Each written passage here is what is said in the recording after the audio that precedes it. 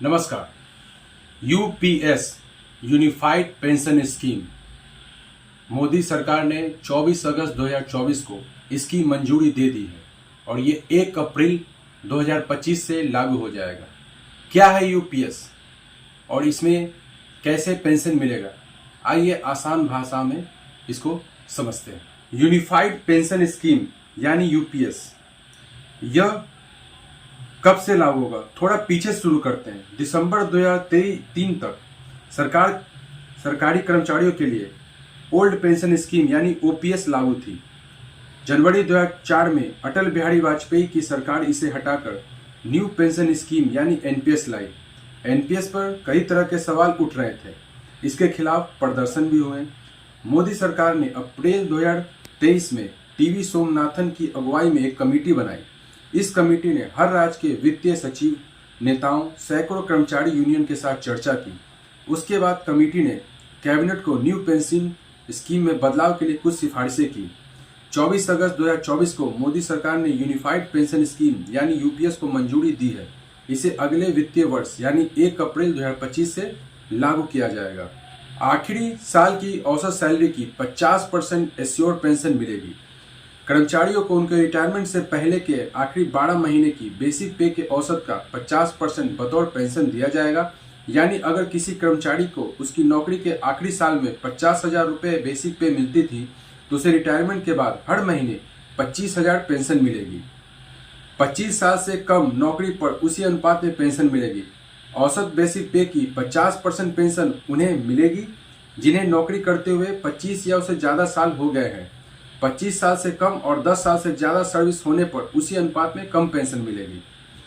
10 साल या ज़्यादा नौकरी होने वाले को मिनिमम 10,000 रुपये पेंशन मिलेगी।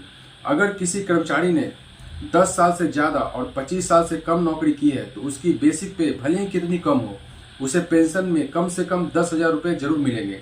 मान लीजिए किसी सरकारी कर्मचारी ने 12 साल की सर्विस के बाद किसी वजह से रिटायरमेंट ले लिया और उसकी बेसिक पे भी 20,000 रुपये से कम है तो भी उसे हर महीने 10,000 रुपये पेंशन मिलेगी। इसमें इन्फ्लेशन यानी महंगाई जोड़े जाने पर आज के अनुसार यह पेंशन करीब 15,000 रुपये बैठेगी। फैमिली को पेंशन की 60% तय रकम और डीएनएस रिलीफ भी मिलेगा। अगर किसी कर्मचारी की मौत हो जाती है तो उसके परिवार को पेंशन, अगर कर्मचारी उस समय रिटायर हो गया होता हो या उसे पेंशन मिलती हो, का 60% मिलेगा। साथ ही परिवार को मिनिमम डीएनएस रिलीफ का पैसा भी मिलेगा। यह डीएनएस रिलीफ यानी all India consumer price index for industrial workers के अनुसार मिलेगा। पेंशन के अलावा लमसम अमाउंट सरकार हर कर्मचारी को उसकी हर 6 महीने की नौकरी पूरी होने पर इन महीनों की उनकी सैलरी और डीए का 10% पैसा रिटायरमेंट के बाद लमसम अमाउंट के बतौर देगी। इसे ऐसे समझिए कि अगर किसी कर्मचारी ने 10 साल 3 महीने नौकरी की तो उसे 10 साल की सैलरी और डीए का 10% बतौर लमसम अमाउंट दिया जाएगा। अब कुछ सवाल देख लेते हैं। क्या केंद्र और राज्य के सभी कर्मचारी इसके दायरे में आएंगे? नहीं, यूपीएस अभी सिर्फ केंद्रीय कर्मचारियों के लिए है। इन कर्मचारियों की संख्या करीब 23 लाख है। भविष्य में राज्य भी चाहे तो इस योजना के प्रावधानों को अपने यहाँ लागू कर सकते हैं। अगर सभी राज्य इसे अपना ले तो राज्य और केंद्र मिलाकर 90 लाख कर्मचारी इसके दायरे में आ जाएंगे। केंद्रीय कर्मचारियों के लिए भी इसे अपनाने की बाध्यता नहीं है। अगर वे चाहेंगे तो उन्हें यूपीएस के तहत लाया जाएगा। वो एनपीएस के तहत भी अपने पेंशन लेते रह सकते हैं। मौजूदा एनपीएस में ऐसी क्या खामियां हैं जिसे लंबे वक्त से विरोध हो रहा था? दिसंबर 2003 तक ओपीएस में सरकार अपने खजाने से कर्मचारियों को एक तय पेंशन का भुगतान करती थी, इसलिए इसे कर्मचारियों के लिए एक सुरक्षित पेंशन स्कीम माना जाता था। कर्मचारी इसे बुढ़ापे की लाठी कहते थे।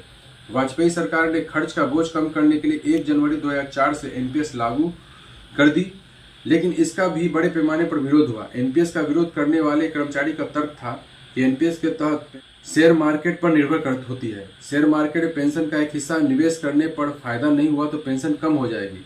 साथ ही एनपीएस के तहत कर्मचारियों को सैलरी से पैसा कटवाना पड़ रहा है, जबकि ओपीएस में बिना पैसे कटे एक मुक्त राशि पेंशन भी मिल जाती थी। ओल्ड पेंशन और न्यू पेंशन में क्या फर्क था जिसकी वजह से अब यूनिफाइड पेंशन लाना पड़ा? ओपीएस को परिभाषित लाभ पेंशन प्रणाली डीबीपीएस भी कहा जाता है, वही एनपीएस को परिभाषित योगदान पेंशन प्रणाली डीसीपीएस कहा जाता है। इसी बात में दोनों का मूल अंतर छिपा है। ओपीएस में लाभ है जबकि एनपीएस में योगदान। तो दोस्तों मैंने अपने इस वीडियो में आपको यूपीएस यूनिफाइड पेंशन स्कीम को आसान भाषा में समझाया है। आशा करता हूं कि ये वीडियो आपको पसंद आएगा। तो वीडियो को अगर पसंद आए तो कमेंट करें, लाइक करें और हाँ, चैनल को सब्सक्राइब करना ना भूलें। जय हिंद, जय भारत।